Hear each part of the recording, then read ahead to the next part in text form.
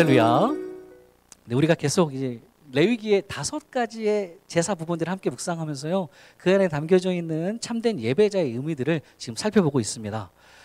레위기가 시작되는 포인트는 출애굽기 맨 마지막에서 이스라엘 안에 드디어 하나님의 성막이 다 완성되고 난 이후에 이제 레위기가 시작되는 거죠.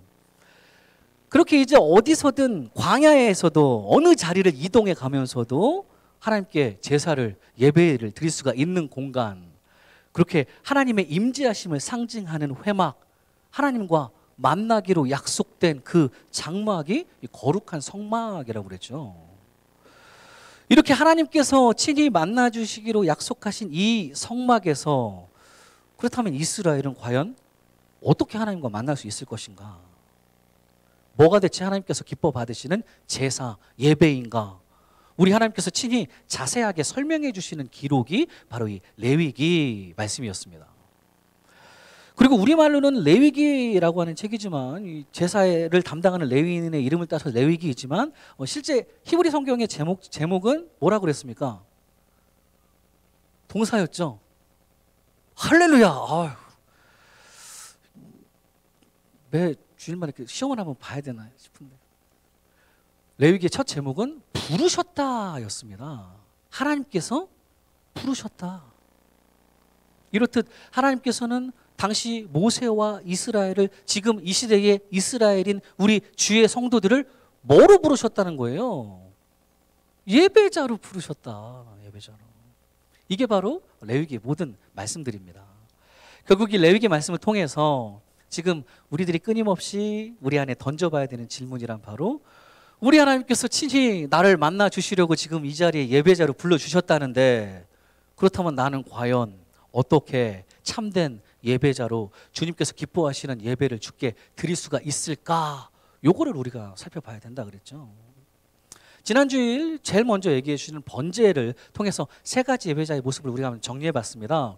번제 예배자는 먼저 전부죠. 홀로 드리는 거라고 그랬습니다. 번제는 나의 전부를 다 주님께 드리고, 또 내 전부를 주님께 맡길 수밖에 없는 삶이 바로 예배자의 삶이다라는 거 우리가 봤어. 또 두 번째는 번제는 속죄의 제사라고 그랬습니다.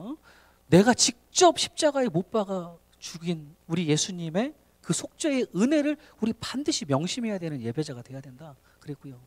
또 그러니 이제 우리가 앞으로 살아가야 될 삶이란, 우리는 거룩한 살아있는 제물로서의 삶이죠. 그렇게 주어진 삶을 주님 따라 깨끗하고 올바르게 말씀 따라 살아내는 예배자가 돼야 된다라는 거 봤습니다. 이제 오늘은 5번째 제사 중에서요, 5개의 제사 중에 2번째로 말씀해 주시는 소제라는 걸 살펴볼 텐데, 그렇다면 이 소제의 의미를 통해서 우리 하나님께서는 과연 지금 우리 그리스도인들이 또 어떻게 참된 예배자로 주님 앞에 나아갈 수 있을 것인지 살펴보면요, 먼저 소제를 통해서 말씀하시는 참된 예배자란 하나님의 은혜를 기억하여 최고의 것으로 감사드리는 예배자이다라는 사실입니다. 일단 이 소제라고 하는 게, 우리말로는 이제 소제하면 이 그레인 오퍼링, 곡물 제사라는 뜻입니다. 그렇지만 원래 히브리 단어로는요, 민하라고 하는 단어를 사용합니다. 이 민하의 뜻은 굉장히 심플해요. 기프트, 예물, 뭐 선물, 헌물, 그렇게 높은 사람들에게 바쳐 드린다라고 하는 의미를 가지고 있는 게 민하라고 하는 이 소제라는 히브리 단어의 뜻입니다. 이 소제라는 게 주로 곡물을 드리는 제사이다 보니까 영어로는 저렇게 grain offering, 다른 번역에서는 cereal offering이라고도 불리는데요, 하여튼 이 곡물 제사라고도 불리는 겁니다. 그런데 사실 이 소제, 곡물 제사 안에 가장 담겨져 있는 메인 의미는요, 사실 이 소제란 메모리얼 오퍼링, 기억하는 제사라는 말씀입니다. 오늘 보면 2절 말씀을 보면 분명하게 이렇게 말씀하십니다. 아론의 자손 제사장들에게로 가져갈 것이요, 제사장은 그 고운 가루 한 움큼과 기름과 그 모든 유향을 가져다가 기념물로 제단 위에서 불사를 지니 이는 화제라, 여호와께 향기로운 냄새니라. 여기서 보면 소제를 가리켜서 지금 기념물이라고 부르고 있습니다. 뭐 뒤에 본문도 다 마찬가지인데요, 우리말로 기념물이라고 하니까 무슨 기념품인가? 수번이요? 정도로 이렇게 좀 오해를 할 수가 있는데 사실 그게 아니라 저 단어는요. 기억하다, 자카르라고 하는 뜻을 담고 있는 기억하는 제물, 메모리얼 오퍼링이라는 뜻입니다. 지난주에 살펴봤었던 우리 번제라는 제사가 기본적으로 나를 위하여 속죄가 된다라고 하는 속죄의 제사였는데요. 오늘 이 소제 곡물 제사란 기본적으로 먼저 저렇게 기념물, 기억하는 제사, 메모리얼 오퍼링입니다. 이후 본문에도요, 소제를 가리켜서 계속 기념물이라고 묘사합니다. 9절 말씀도 보면 이렇죠. 그 소제물 민하 중에서 기념할 것을, 기억할 것을 가져다가 제단 위에서 불사를 지니 이는 화제라, 여호와께 향기로운 냄새다. 여기도 마찬가지 자카르, 기억하다라는 거고요. 또 본문의 맨 마지막에 16절도 마찬가지입니다. 제사장은 찌은 곡식과 기름을 모든 유향과 함께 기념물로 불사를 지니 이는 여호와께 드리는 화제니라. 이렇게 소제, 곡물 제사를 하나님께 드리는 가장 기본적인 목적이란 뭐라는 거예요? 기억하기 위해서 드리는 겁니다. 기억하는 제물. 그럼 뭘 기억하기 위해서입니까? 뭘 기억해요? 그건 바로 이 모든 곡물을 주신 분, 이 곡물만이 아니죠. 이 모든 것들을 나에게 허락해 주신 분, 자녀가 될 수도 있겠고요. 내 생명이 될 수도 있고. 하여튼 내 모든 것들을 다 허락해 주신 바로 우리 하나님 아버지의 그 은혜를 기억하기 위해서 메모리얼 오퍼링, 기억하는 제물을 하나님께 드리는 것이 바로 이 소제라고 하는 제사입니다. 그러다 보니까 자연스럽게 이 소제라는 예배에 담겨져 있는 또 다른 의미가 바로 하나님의 은혜를 기억하면 그 다음에 뭐로 이어져요? 감사. 땡스기빙, 하나님께 감사로 바로 이어지게 되는 겁니다. 하나님의 그 크신 은혜를 기억하고 살아가는 예배자라고 한다면 그 안에 뭐가 넘쳐요? 난 아무것도 아닌데, 내가 이거 받을 수 있는 게 아닌데 나에게 주셨으니까 어떻게 그 다음에 감사하죠. 그냥 감사하죠. 하나님께 감사로 하루 이어지는 예배자예요. 이 소제의 이 주요 세 가지 의미들을 다시 표로 정리해 보면 이렇습니다. 소제의 세 가지 의미는요. 먼저는 그레인 오퍼링이에요. 곡물로 허락해 주신 이 모든 곡물 하나님께 헌물로 드리는 제사. 그리고 가장 중요한 건 메모리얼 오퍼링, 하나님의 은혜를 기억하는 예배.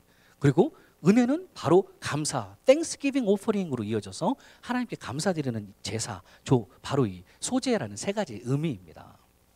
이렇듯 허락해 주신 곡물, 그 헌물을 삼아서 하나님의 은혜를 기억하고 주께 감사드리는 이 제사를 드리는 소제의 예배자가 그럼 본격적으로 보다 구체적으로 과연 어떻게 하나님께 소제의 예배를 드리는지도 우리가 한번 봐야 되겠죠. 어떤 사람은 이렇게 하라고 말씀하십니다. 하나님께서 1절 말씀 보면 이렇게 말씀하시죠. 누구든지 소제의 예물을 여호와께 드리려거든 고운 가루로 예물을 삼아 그 위에 기름을 붓고 또 그 위에 유향을 놓아 라고 얘기합니다. 세 가지의 크게 절차들이 있죠. 첫 번째는 고운 가루로 예물을 삼아라. 두 번째는 그 위에 기름을 부어라.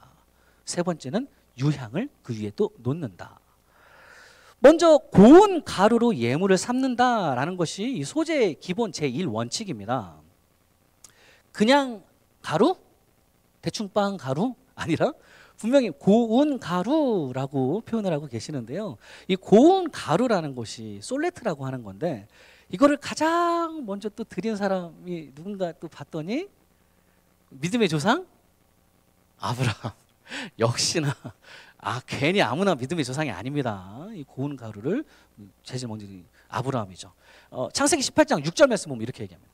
아브라함이 급히 장막으로 가서 사라에게 이르되 속히 고운 가루 세스알을 가져다가 반죽하여 떡을 만들라 하고, 이런 말씀입니다. 저 장면이 어떤 장면이냐면요. 이제 원래 하나님께서 이 사자 3명을 보내가지고 원래는 소돔과 고모라를 지금 심판하러 가는 장면입니다. 근데 언제나 그렇듯 우리 하나님께서는 뭔가를 심판하기 이전에 누구를 또 보호하세요? 주의 자녀들을 보호하시려고 아브라함의 앞을 지나가십니다.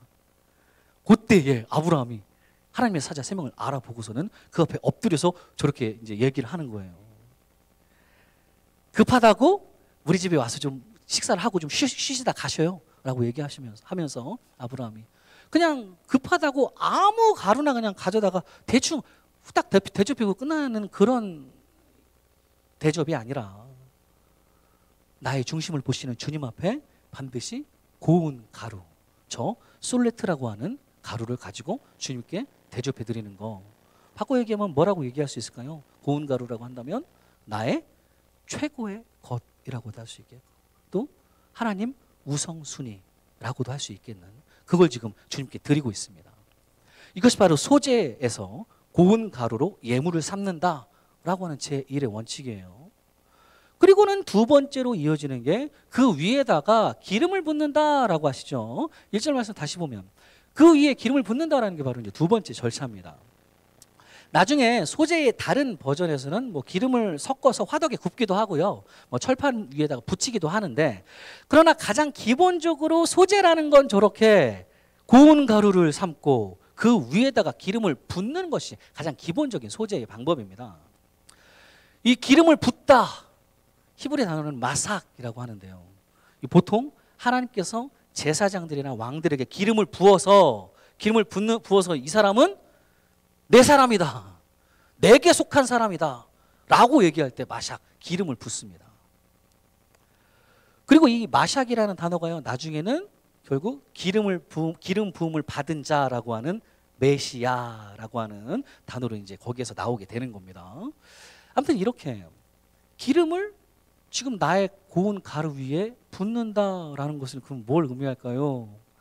이 모든 게 전부 다 누구에게 속했다? 하나님께 속했다. 내가 가진 이 모든 것들은 하나님 것이다. 원래는 하나님께서 다 가지고 계셔야 되는 것인데 나에게 허락해 주신 것이다. 고운 가루뿐만 아니라 내 모든 소유들은, 내 자녀들도, 내 생명마저도 원래는 다 하나님께 속한 것이다 라고 하는 사실을 선포하는 거. 이게 바로 소재의 제2원칙, 고운 가루 위에다가 기름을 붓는 것입니다. 그리고는 마지막 세 번째로 그 위에다가 이제 유향을 놓아라 라고 이제 말씀을 하시죠. 이 유향이라고 하는 건요, 레보나라고 하는데, 이게 어디에 사용되는 향이냐면 사실 출애굽기 30장 35절 36절 보면 바로 여기에 사용되는 향입니다. 그것으로 향을 만들 때 향 만드는 법대로 만들고 그것에 소금을 쳐서 성결하게 하고 그 향 얼마를 곱게 찌어 내가 너와 만날 회막한 증거계 앞에 두라. 이 향은 너희에게 지극히 거룩하니라. 이 유향이 원래 어디에 있는 향이냐면요, 하나님께서 친히 우리와 만나 주시기로 약속한 그 자리, 성막 안 증거계 앞에 늘상 둬야 되는 향이 바로 거룩한 향, 오늘 이 유향과 똑같은 레보나 향입니다. 그러니 결국 이 유향이라는 게 의미하는 건요, 거룩하신 하나님께서 우리와 임재하시고 만나주시고 친히 우리와 늘 함께 하신다라고 하는 향이 그런 의미를 가지고 있는 것이 바로 유향이라는 겁니다. 레보나. 히브리 단어로는 하나님께서 우리와 함께 하신다 그러면 뭐라고 표현할 수 있을까요? 임마누엘. 하나님께서 우리와 함께 하신다. 그 임마누엘의 향이 바로 유향입니다. 이래서 나중에 신약에서 진짜 임마누엘이신 우리 예수님께서 태어났을 때 동방박사 세 사람 중에 한 사람이 뭘 드립니까? 유향을 드리는 거죠. 여하튼 거룩하신 주님께서 나와 함께 만나주시고 임마누엘로 늘상 내 곁에 동행해 주신다라는 믿음의 고백으로 유향을 내 고운 가루 위에 올려놓는 것, 이것 바로 세 번째 이제 소재의 기본 원칙이에요. 이 세 가지 원칙을 또 정리해 보면 이렇게 한마디 정리해 볼 수 있겠습니다. 고운 가루로 예물을 드린다라는 건 내 최고의 것으로 하나님께 드린다라는 것. 그리고 기름을 붓는다라는 건 이거는 원래 다 하나님께 속한 건데 내게 잠시 허락해 주신 거다라는 거. 그리고 유향을 놓는다. 임마누엘의 하나님, 거룩하신 하나님께서 늘 나와 함께 만나주시고 함께 계신다라는 이 세 가지. 저 세 가지 원칙들을 가지고 앞서 살펴봤었던 소재의 세 가지 의미들하고 이렇게 연결시켜서 생각해 보면요, 소재의 예배자란 바로 이런 예배자입니다. 먼저 그레인 오퍼링 뭘로 드리는 거예요? 내 최고의 것으로 하나님께 드리는 예배자. 그리고 이건 메모리얼 오퍼링이라고 그랬습니다. 내 모든 것들은 다 주님께 속한, 다 하나님의 은혜임을 분명히 기억하고 살아가는 예배자. 그리고 땡스기빙 오퍼링, 주께서 나와 동행하심에 늘 감사가 내 안에 흘러나오는 예배자. 이 세 가지로 정리해 볼 수 있겠어요. 이렇게 내 최고의 것으로, 고운 가루로 주님의 은혜 늘 기억하며 감사드리는 소재의 예배자를, 그의 예배와 그의 모든 삶의 모습들을 우리 하나님께서는 여호와께 향기로운 냄새로 기뻐 받아 주시는 줄로 믿습니다. 이게 바로 이제 소재의 굉장히 기뻐 받으시는 우리 하나님께서 보시기에 좋은 예배자의 모습일 텐데, 그런데 이쯤에서 우리가 한번 짚고 넘어가야 될 사람이 하나가 있지요. 소재, 곡물 제사를 드리는 사람, 가장 처음으로 드리는 사람인데, 그 사람의 제사에서는 이런 모습들을 우리가 찾아보기가 힘들다라는 걸 우리가 한번 찾아봐야 되겠죠. 그 사람은 바로 가인이라고 하는 사람입니다. 곡물 제사의 시초죠, 사실. 곡물 제사뿐만 아니라 예배자의 시초입니다, 사실. 창세기 4장 3절에서 5절 초반부를 보면 이렇죠. 세월이 지난 후에 가인은 땅의 소산으로 제물 민하를 삼아 여호와께 드렸고, 아벨은 자기도 양의 첫 새끼와 그 기름으로 드렸더니 여호와께서 아벨과 그의 제물 민하는 받으셨으나 가인과 그의 제물 민하는 받지 아니하신지라. 인류 최초의 예배자들은 이 가인과 아벨의 스토리. 하나님께 예물을 드릴 저 당시에는요, 가인과 아벨 제사 모두에 저렇게 그 민하, 제물, 예물이라는 의미가 다 사용되었었는데요. 이제 후에는 이 민하라는 게 가인이 처음으로 하나님께 드렸던 땅의 곡식인 이 곡식 제물로 소재라는 의미로 이렇게 이어지게 되는 거예요. 뭐 언뜻 보면 둘 다 예배 잘 드린 것 같은데, 언뜻 보면 둘 다 똑같이 가인과 아벨이 여호와께 제물을 처음 드리면서 예배 잘 드린 것 같은데, 그런데 어째 우리 하나님께서는 분명 동생 아벨과 그의 제물은 기뻐 받으셨지만 그 형 가인과 그의 제물은 전혀 기뻐 받으시지를 않으셨다 그러십니다. 예배의 시작인 저 때부터도 하나님께서는 제물만 받으신 하나님이 아니라 누구 받으신 거? 원래는 우리를 받으시는 하나님입니다. 우리 자신도 함께 받으시는 거예요. 그의 아벨과 그의 제물을 받으셨다 그러니까. 그러면 왜 하나님께서는 아벨과 그 제물은 받으셨는데 가인과 그의 제물은 받지 않으셨나라고 하는 이 부분에 대해서 우리가 봐야 되겠죠. 이 둘이 여호와께 드렸다라고 하는 각자의 그 제물, 예물, 민하에 대한 묘사를 보니까 뭐 이게 곡식이냐 양이냐 뭐 피제사나 이런 게 좀 중요한 게 아니라요. 뭐가 중요합니까? 이 둘 사이에 가장 극명한 차이란 바로 가인은 그냥 땅의 소산으로 제물을 민하를 드렸다라고 얘기하는 반면에 아벨에게는 양의 그냥 새끼가 아니라 첫 새끼와 그 기름으로 여호와께 드렸다라고 하는 부분에 대한 묘사가 분명히 명시되어 있죠. 맨 처음 나온 것, 가장 첫 새끼라고 하는 표현은 이제 구약의 단어는 베코르라고 하는 걸 사용하는데요. 이거는 그냥 동물의 첫 새끼만 묘사하는 단어가 아닙니다. 사실 그 모든 것에 다 사용되는 첫 번째 것이 다 이 베코르라고 하는 단어예요. 곡물에도 그대로 사용이 됩니다. 그리고 오늘 본문에서도 이와 똑같은 표현이 그대로 사용되고 하나님께서 기뻐 받으시는 소재가 바로 이거라고 말씀을 하시죠. 본문 14절 15절 말씀입니다. 너는 첫 이삭의 소재를 여호와께 드리거든 첫 이삭을 볶아 찌은 것으로 네 소재를 삼되 그 위에 기름을 붓고 그 위에 유향을 더할지니 이는 소재니라. 똑같습니다. 아벨의 제물, 양의 첫 새끼도 베코르이고요. 하나님께서 오늘 원하신다라고 하는 소재, 첫 이삭도 똑같이 베코르라고 하는 단어예요. 결국 나의 가장 처음 소산으로, 아까 아벨 생각해보면 첫 아기가 나오긴 나왔는데 그 두 번째 나올지 안 나올지 모르지만 장담이 안 되는 상황에서 나의 가장 첫 번째 것으로, 가장 처음 소산으로, 나의 가장 처음 새끼로, 이거 바꿔 얘기하면 또 뭡니까 이게? 나의 가장 소중한 것으로, 나의 가장 최고의 것으로, 아브라함처럼 내 고운 가루로 우리 하나님께 지금 드리고 있다라고 하는 아벨의 제사였던 거죠. 이게 바로 창세기 4장에서 예배자로 처음 하나님 앞에 서 있다라고 하는 두 사람, 가인과 아벨의 아주 극명한 차이점입니다. 무엇보다도 하나님께 우선순위를 두고 내 가장 처음 소산을, 이거 줘버리면 어떻게 될지 다 모르겠지만 이게 아니라 하나님께 가장 우선순위를 두고 하나님 중심으로 내 가장 처음 소산을, 내 가장 소중한 것을, 내 자녀든, 오늘도 유아세례 줬지만 자녀 하나님께 드리는 겁니다.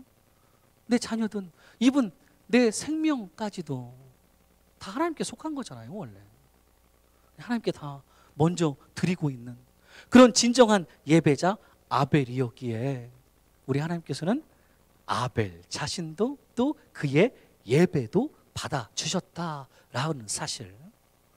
그러나 아벨이 아니라 이제 가인의 제사에는, 예배에는 이 첫 이삭의 부분이 빠져 있다라는 거죠.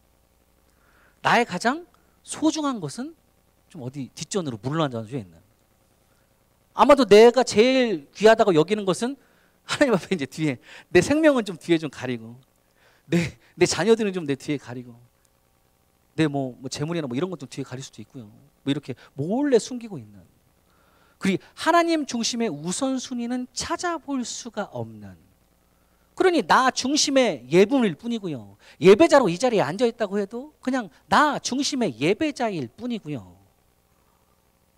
그러니 나 중심의 예배만 드리니 또 내가 사는 모든 삶의 모습들도 다 내 주기에, 내 보기에 좋은 내 중심의 삶의 자리들이었기에 우리 하나님께서는 그런 가인의 제사는 그 자신도 전혀 받아주시지를 않으신다라는 말씀입니다. 그러다가 결국에는 뭐 가인의 정말 어떻게 되는지 잘 알잖아요. 우리 하나님께서 그렇게 경고를 해주셨는데도 불구하고 실제 죄악의 길로 빠져버리면서 그만 자기 친동생을 돌로 쳐 죽여버리죠. 처음에는 인류 최초의 예배자로 시작했던 가인이었는데 그의 말로는 인류 최초의 살인자가 되어버리는, 그렇게 끝나버리는, 그냥 참담한 불쌍한 예배자라고 불리는, 조금 가짜 예배자라고 해야 되나요? 그런 가짜 예배자 가인의 모습을 우리는 아주 잘 알고 있습니다. 바라기는 우리의 예배는 오늘 여호와께 향기로운 냄새로 소재의 제사처럼, 또 아벨의 제사처럼 다시금 우리 안에 하나님 중심의 예배가 좀 회복이 되어서요, 하나님께서 우리 자신과 또 우리의 예배와 우리의 삶 모든 것을 통째로 기뻐 받으시는 그런 진정한 예배자가 저와 여러분 모두가 되시기를 간절히 축원합니다. 아까 정리했었던 소재의 예배자 세 가지 모습을 다시 이렇게 보면서요, 저 중에서 내 최고의 것이 빠져버리면 안 되는 거예요. 내 최고의, 하나님 중심의 최고의 것, 하나님 우선 중심의 최고의 것, 요게 빠져버리게 되면은, 또 두 번째, 내 모든 것들이 다 하나님의 은혜였다라는 사실을 또 망각하면서 살아가게 되면은, 그리고 또 세 번째, 지금도 함께 계시는 우리 주님 앞에 내 안에 감사라는 게 또 사라져 버리게 되면은, 그게 바로 누구의 모습으로 이어지게 됩니까? 자연스레 그게 바로 이제 가인의 모습으로 이어질 수밖에 없다라는 사실입니다. 절대로 그거 아니라요.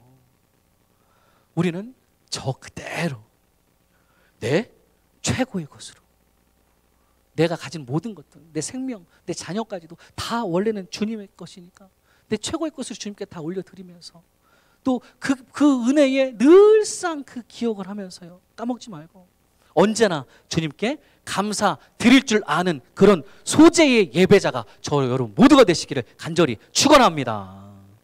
이게 이제 소재의 예배를 통해서 할 수 있는 첫 번째. 그리고 또 한 가지만 더 살펴보면요, 소재를 통해서 말씀하시는 참된 예배자란 주의 언약 그대로 성결하게 소금의 역할을 감당해내는 예배자이다라는 사실입니다. 이 소재라는 제사에는 절대 빠지면 안 되는 게 하나 있죠. 바로 소금이라는 겁니다. 그래서 소재라는 것을 또 저렇게 salt offering, 솔트 오퍼링이라고 또 부르고 있어요. 13절 말씀 보면 이렇게 얘기합니다. 네 모든 소재물에 소금을 치라. 네 하나님의 언약의 소금을 네 소재에 빼지 못할지니 네 모든 예물에 소금을 드릴지니라. 소금, 이 멜라흐라고 하는 건요, 절대 소재물에 빠져서는 안 된다, 꼭 있어야 된다라고 하십니다. 그리고는 이 소금이라는 게 뭔지 13절에서는 저렇게 네 하나님의 언약의 소금이라고 표현하시면서요, 영원 불변하시는, 소금은 변하지 않죠. 영원 불변하는 언약, 불변하는 그 언약을 상징하는 소금이라고 표현하시고, 또 아까 유향이라는 게 나왔을 때 읽었었던 출애굽기 30장 35절 말씀을 보니까요, 소금이라는 건 또 이렇게 용도가 사용됩니다. 그것으로 향을 만들되 향 만드는 법대로 만들고 그것에 소금을 쳐서 성결하게 하고. 소금이란 자체도 잘 변하지 않고요, 영원 불변을 상징을 하고요, 또한 소금이 쳐진 그 음식이나 뭐든 간에 그건 변하지 않게 만듭니다. 그 옆에 있는 것들 상하지 않게 만들어서 결국 다른 것들까지도 깨끗하게 성결하게 유지하는 게 바로 소금이라는 것의 특징이죠. 이렇게 일단 영원하신 하나님의 변하지 않는 언약을 상징하는 소금, 그리고 그런 주의 언약 그대로 거룩하심을 따라가는 우리들의 성경을함 역시 의미하는 게 바로 소금입니다. 그러니 이런 소금을 우리의 모든 소재물에 절대 빠지지 말고 반드시 넣어라라고 하는 말씀은요, 너희는 먼저 소금같이 영원 불변하신 하나님의 언약 제대로 붙잡고 주의 거룩하심 따라서 성결하게 살아가는 예배자가 되어라. 소금 같은 예배자, 이런 거고요. 그리고 뿐만 아니죠, 너뿐만 아니라 너만 소금이 끝나는 게 아니라 소금은 어디 쳐져야 맛이 나는 거죠. 너뿐만 아니라 너 자체가 세상의 빛과 뭐예요?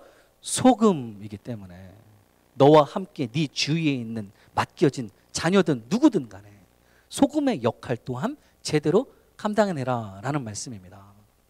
이제 표로 또 정리해보면 이렇죠. 솔트 오퍼링이란 먼저는 영원 불변하신 언약 붙잡고 거룩하게 내가 먼저 살아가는 예배자, 그리고 나와 함께 맡겨주신 이들에게도 소금의 역할 톡톡하게 만들어 나가는 그런 예배자. 이런 소금은 반드시 소재에 있어야 되고, 근데 오늘 본문을 쭉 보면요, 소금은 반드시 있어야 되지만 또 소재에 들어가지 말아야 될 것도 또 분명히 말씀해 주십니다. 11절 말씀 보면 이렇죠. 너희가 여호와께 드리는 모든 소재물에는 누룩을 넣지 말지니 너희가 누룩이나 꿀을 여호와께 화제로 드려 사르지 못할지니라, 이렇게 말씀하세요. 소재에 절대 들어가지 말아야 한 금지 품목, 누룩이라는 거하고 꿀이 있습니다. 둘 다 맛있는 건데 사실은 이 누룩이라는 거는요, 이 쉐오르라고 곰팡이의 일종인데, 이거는 원래 뭔가 그 본연의 자체가 아니라 자꾸 변질시켜서 이게 사실은 발효시키는 겁니다. 이게 발효시켜서 바꿔버리는 특성이 있기 때문에 이런 말씀을 하는 거죠. 이걸 넣으면 빵이 이렇게 부풀어 올라가지고 맛은 되게 맛있어지기는 하는데, 근데 원래 순수한 무언가는 뭐 소금처럼 지켜낸다는 누룩이라기보다는 사실 뭔가를 왜곡시켜 버리는 것이기 때문에 성경에서는, 신약에서는 뭐 어쩔 때도 좋은 의미로 사용되지만, 그러나 주로 외식이나 위선을 상징하는 것이 바로 그래서 누군가를 자꾸 더 안 좋은 영향을 미치는 것이 바로 이 누룩이기 때문에 이 소재에 넣는 것을 하나님께서는 금지하고 계십니다. 꿀도 많이 비슷합니다. 대밭이라고 하는 건데요, 꿀을 어떤 음식이나 음료에다가 이렇게 넣으면 어때요? 달달하니 맛이 좋죠. 강해지기는 하지만, 그러나 이 역시 음식에 넣는 그 첨가물에 불과한데 그 맛 자체가 그냥 너무 세가지고 정작 이 원래 음식의 맛이 뭐였는지 잘 모르겠는 음식의 맛을 바꿔버리는 것이기 때문에 누룩과 더불어서 이 소재에는 꿀이라는 것이 허용되지 않습니다. 둘 다 특징이 뭐예요? 맛은 있어. 맛있긴 뭐 보기에는 맛은 있어 보이는데 뭔가를 바꿔버린다라고 하는 특성이 있죠. 결국 소재를 하나님께 드리는 진정한 예배자라면 누룩이나 꿀과 같이 하나님께서 허락하시지 않으시는 것들은 버려야 되고요.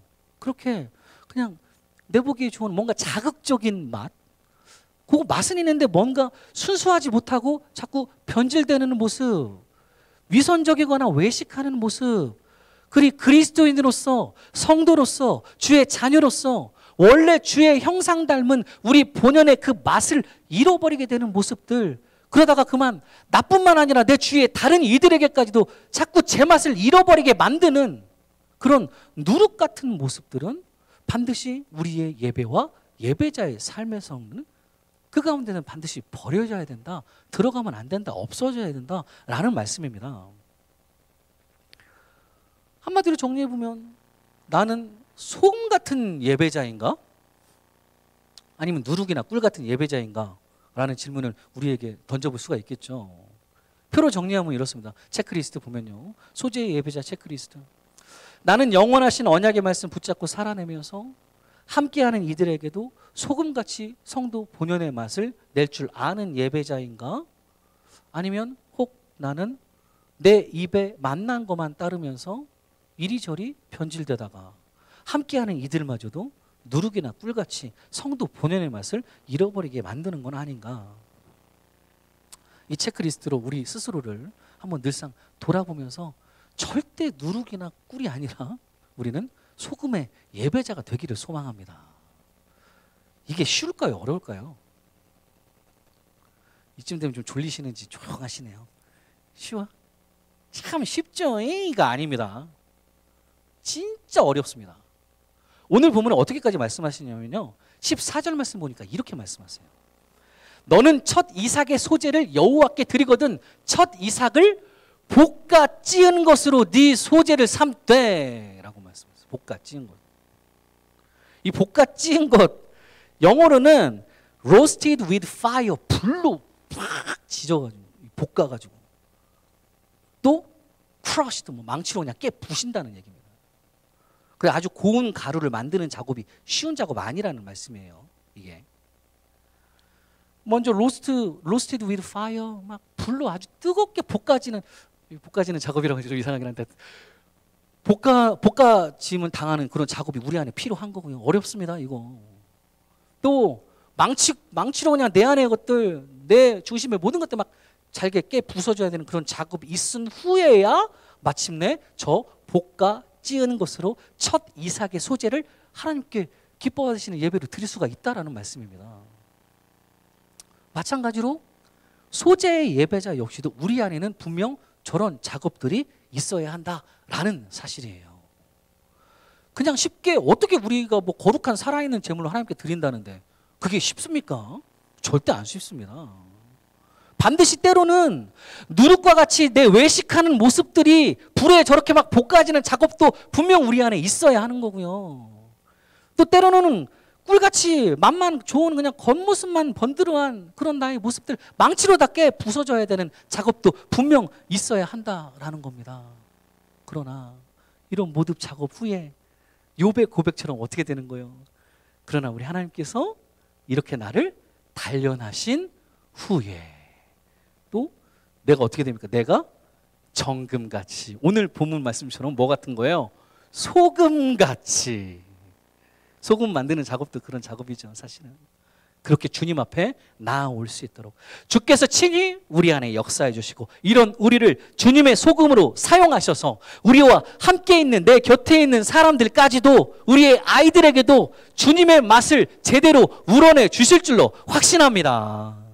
사랑하는 우리 성도님들, 오늘 이 레위기의 소재를 통해서 참된 예배자의 모습들을 크게 이제 두 가지로 우리가 살펴봤습니다. 먼저는 그레인 오퍼링이라고 그랬죠. 내 최고의 것으로 하나님께 드리며, 또 이 내 모든 것들은 다 하나님의 은혜임을 기억하는 예배자, 그리고 그 은혜가 바로 감사로 이어지며 나와 동행하시는 주님께 감사드리는 예배자, 이게 바로 소재의 첫 번째 의미고요. 그리고 두 번째는 salt offering이라는 사실 좀 기억했으면 좋겠습니다. 소금의 예배자, 주의 언약 그대로 성결하게 살면서 소금의 역할을 제대로 감당해내는 예배자라는 사실 기억해내시면서 아무쪼록 오늘 이런 소재의 예배자로 매일매일을 우리가 살아가시는 저 여러분 모두가 되시기를 간절히 축원합니다.